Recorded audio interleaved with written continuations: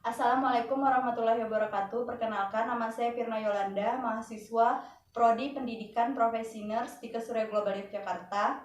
Di sini saya akan memberikan pendidikan kesehatan mengenai hipertensi, yang mana bertujuan untuk mengetahui definisi dari hipertensi itu sendiri, etiologi, manifestasi klinis, komplikasi, serta pencegahan dari hipertensi itu sendiri.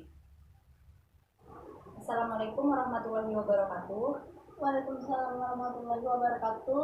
Perkenalkan Bu, di sini saya perawat Firma Yolanda. Sebelumnya saya berbicara dengan Ibu siapa? Ibu Ina. Baiklah Ibu Email, di sini maksud dan tujuan saya yaitu untuk memberikan pendidikan kesehatan mengenai hipertensi ya Bu. Yang memerlukan waktu kurang lebih 10-15 menit. Apakah Ibu bersedia? Sedia. Kalau gitu kita langsung mulai saja ya Bu ya.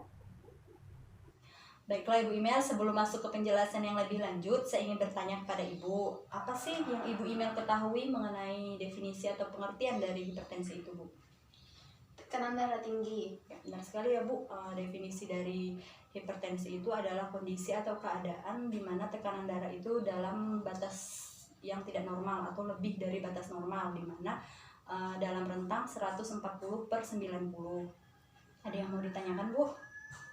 Tidak ada. Kemudian kita lanjut ya Bu ke etiologinya atau penyebab dari hipertensi itu sendiri.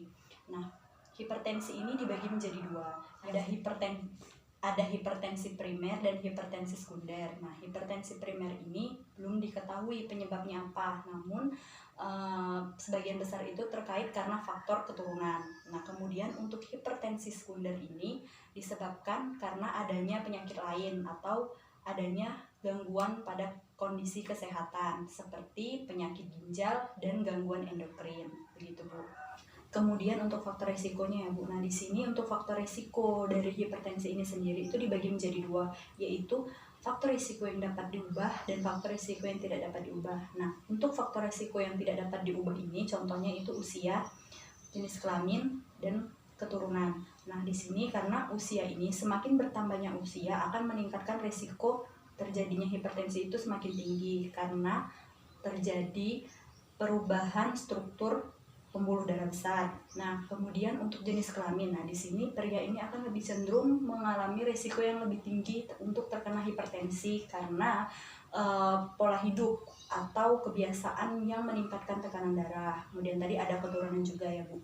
Nah, kemudian untuk faktor risiko yang dapat diubah itu seperti merokok, mengkonsumsi alkohol, terus obesitas atau kegemukan, aktivitas fisik atau karena kurangnya aktivitas fisik itu tadi, kemudian ada stres ya Bu ya.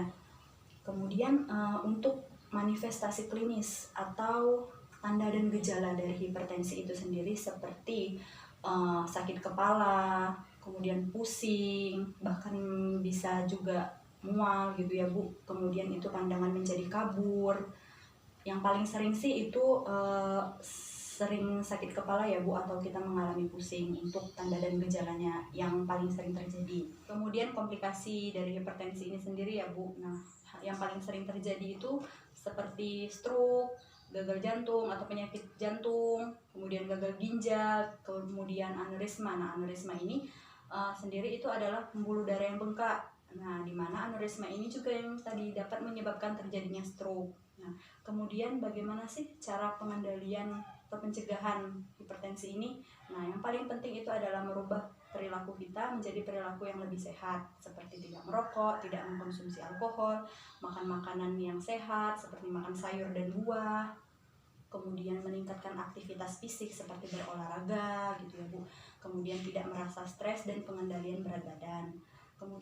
Kemudian bagaimana sih cara penanganan atau perawatan pada orang yang sudah menderita hipertensi? Nah, caranya itu yang pertama harus rajin kunjungan dokter secara berkala, kemudian mengkonsumsi obat yang telah diberikan sesuai dengan dosis yang sudah ditentukan. Kemudian itu harus melakukan atau mengukur tekanan darah secara berkala ya Bu, mengukur tekanan darahnya itu supaya kita itu tahu kondisi keadaan kita gimana, kondisi kesehatan kita bagaimana. Yang tujuannya itu untuk itu tadi pemantauan kondisi kesehatan kita. Kemudian itu yang paling penting seperti yang saya jelaskan tadi di awal, itu adalah merubah pola hidup kita menjadi pola hidup yang lebih sehat. Bagaimana Ibu Imel? Apakah ada yang mau ditanyakan? Tidak ada. Tidak ada. Kalau tidak ada, sekian materi atau penjelasan yang bisa saya berikan kepada Ibu Imel. Nah, Ibu Imel baik sekali ya tadi sudah mau mendengarkan apa yang saya jelaskan dari awal sampai akhir. Kalau tidak ada yang mau ditanyakan, saya permisi dulu ya Bu. Assalamualaikum warahmatullahi wabarakatuh. Waalaikumsalam warahmatullahi wabarakatuh.